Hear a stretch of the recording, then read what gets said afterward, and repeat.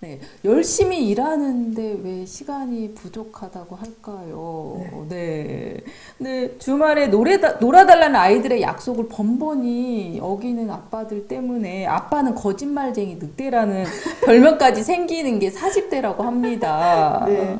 시간 관리는 인생 관리라고 하잖아요. 네. 예. 그래서 많은 분들이 책 읽을 시간이 없다라고 말씀을 하시는데요.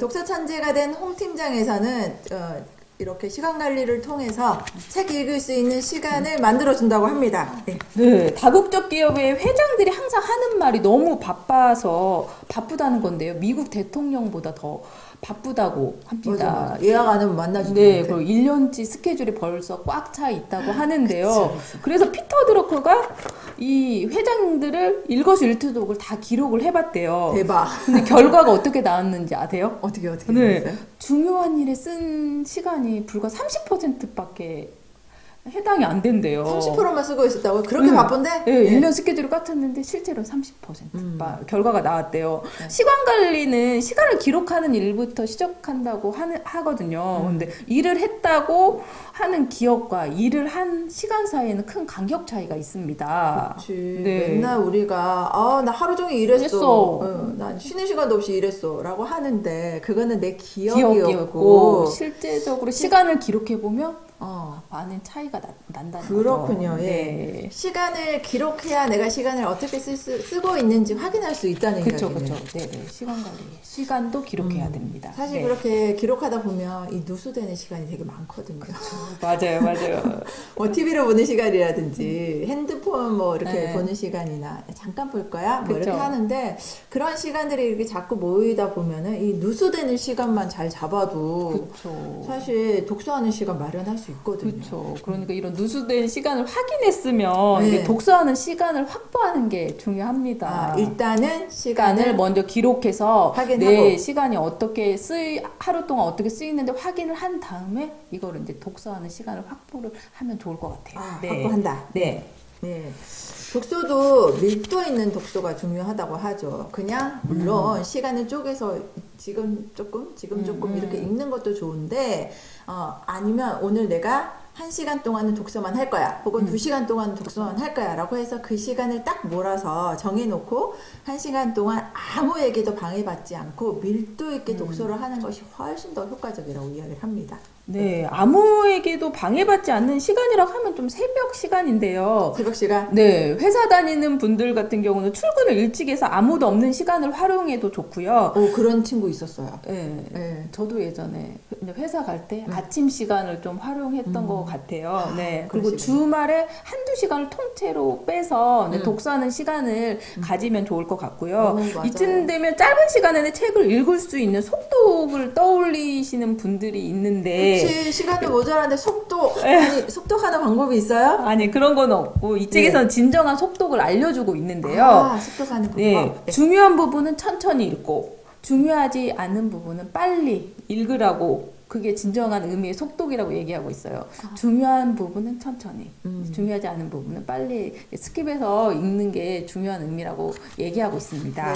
네. 아니 사실 속독이라고 하면 무조건 책을 빨리 읽어야지 막 지나가는 걸로 알았더니 그게 아니라 중요한 거는 천천히 곱씹어서 읽으면서 필요 없는 부분 빨리빨리 읽어라 이런 의미군요. 네. 자, 이렇게 자꾸 시간 없다가 이야기 하시니까요. 또 하나 팁 하나 알려드릴게요. 저희가 서점에 가시면 수많은 책들이 있잖아요. 그죠? 책 진짜 많아요. 그렇죠. 도대체 어떤 책을 골라야 하는지, 또한 이 책이 어떤 책인지 궁금한 거죠. 그렇죠. 그래서 이 서점에서 책을 고르는 방법 제가 지금부터 알려드리도록 하겠습니다. 3분이면 족합니다. 몇 분? 3분. 네네. 3분 안에 책을 고를 수 있는 방법을 설명드릴게요. 자, 보통 우리가 책을 보면 앞표지를 1분은 어떻게 하시냐면 앞표지와 뒷표지를 보시는 거예요. 네네. 보통 앞표지는 책의 컨셉이 나와 있고요. 그 다음에 핵심, 주요 메시지들이 있어요. 그런가 하면 뒷표지에 보시면요, 책의 내용이 어느 정도 요약이 돼 있어요. 여기도 이렇게 보면은 이렇게 요약이 돼 있죠. 그런가 하면 또 추천사가 적혀 있는 경우도 있습니다. 그래서 앞표지와 뒷표지를 보는데 1분 정도 소요하시면 어떤 핵심 키워드가 있구나, 또한 어떤 줄거리가 있구나라는 것들을 어느 정도는 파악하실 수가 있으세요. 네. 자, 그 다음 1부는 뭘 하시냐면 책에 보면 프롤로그와 에필로그가 있죠. 네네. 근데 많은 분들이 책을 읽으실 때 프롤로그와 에필로그를 스킵하는 경우들이 있으세요. 그렇죠. 근데 제일 중요한데. 본론으로 들어가면 되지 뭐 이렇게 생각하시는 경우 있으시거든요. 네네. 근데 프롤로그를 읽어보시면 작가가 이 책을 쓰게 된 계기가 나와요. 네, 그리고 어떤 방향으로 읽어줬으면 좋겠다라는 내용까지 있어서 이 책을 읽는 나침반의 역할을 한다라고 생각하시면 되고요. 에필로그는 책을 다 끝나고 나서 뒤에 나오는 거잖아요. 네, 맞아요. 그래서 작가가 다시 한번 중요한 부분을 요약해줘요. 네. 그래서 우리가 본문론을 다 읽지 않더라도 프롤로그와 에필로그만 살펴보시더라도 아 작가의 의도나 중요 내용들을 파악하실 수 있는데 1분을 또 쓰시면 되는 거죠. 네. 자, 나머지 1분은 이제 목차로 갑니다. 예, 목차로 가면 이 책이 어떻게 전개되는지, 예, 구조는 어떻게 되어 있는지가 이제 쭉 나와 있게 되는 거죠. 네네네네. 그래서 이 목차를 한번 살펴보는데 또 1분을 사용하시면 됩니다. 그렇게 해서 책을 한번 쭉 훑어보는 데는 3분이면 되는데요. 이 3분이 이 라면이 익어가는 시간이잖아요. 그 라면 익어가는 시간 3분 안에 책 한 권을 파악할 수 있는 아주 좋은 팁이니까요. 여러분들도 이제 서점이나 가셔서 이제 북카페 가셔서 책을 보실 때 이렇게 3분을 활용해 보시면 좋을 것 같습니다. 네. 마지막으로 아침 5시에 독서법을 독서의 기적을 이야기하고 있는데요.